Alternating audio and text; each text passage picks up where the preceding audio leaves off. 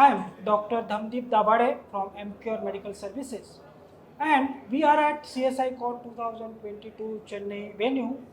With me is Dr. Rizwanul Haque sir, who is the Chief Consultant and Interventional Cardiologist from Apex Super Specialty Hospital and Research Center Solapur.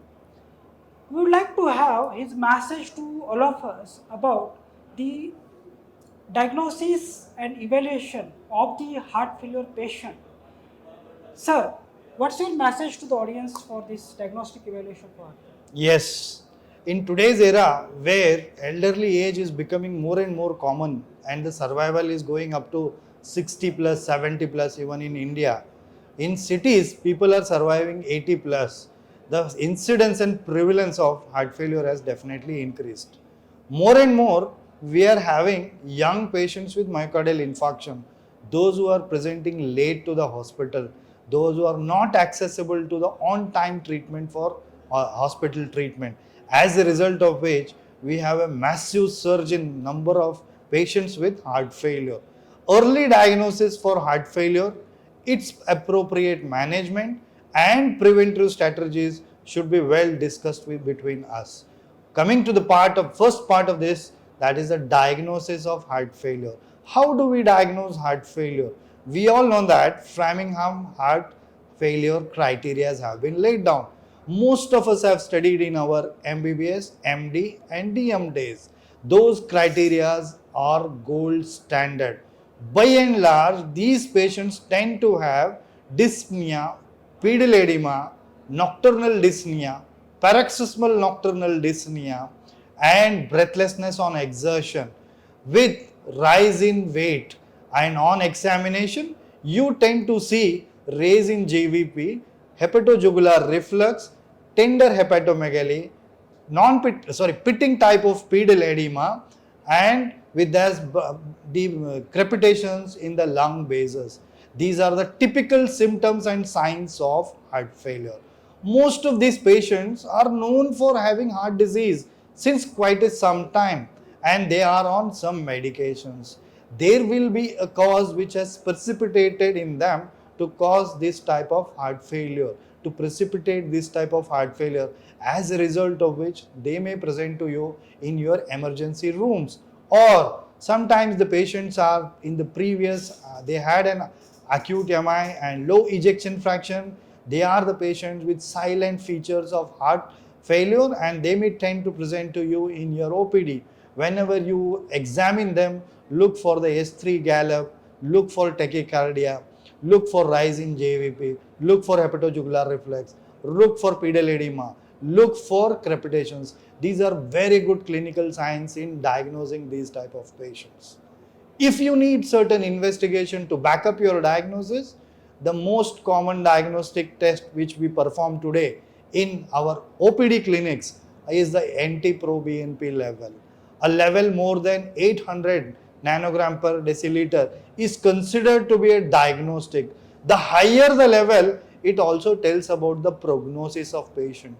Patients presenting with acute heart failure to hospitals, we have seen the levels in 20,000, 30,000 range. So this becomes an important basis for the management. These are the ones who respond very well to our Fantastic Four, especially the ARNI group of drugs. And those patients who can't afford NT-proBNP level, baseline investigations like ECG, chest X-ray, 2D echo to look for ejection fraction. Mind you, I will say that ejection fraction is deceptive in heart failure. There are two categories of heart failure which we know. The type 1 or the first category where we have heart failure with reduced ejection fraction. The second category is heart failure with preserved ejection fraction. Typically the ejection fraction is more than 50%, and still these patients tend to have features of heart failure.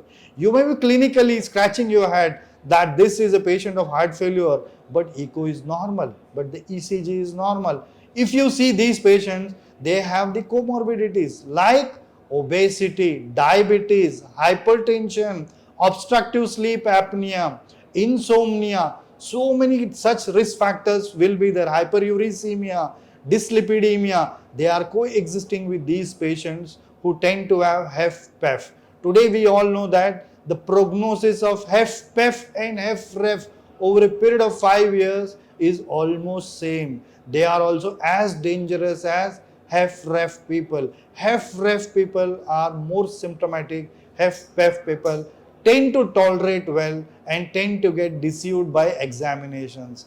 One need to catch these both categories of patient, diagnose them with heart failure and treat their heart failure.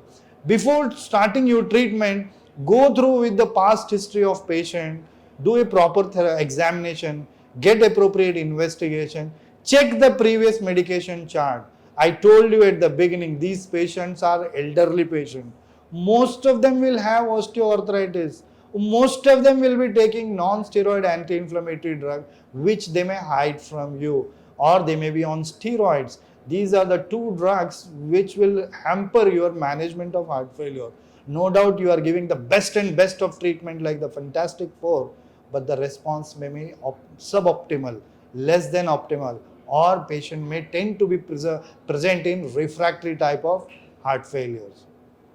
Well noted, sir. I hope this message, which is much elaborative and insightful in its sense, talking about the diagnostic evaluation of the patients with the heart failure, and this will definitely will help all the consultants and the practitioners in their day-to-day practices. So with that, I am very thankful, sir, for your talk, and we are really grateful for that. Thank you, sir. Thank you. Thank you very much.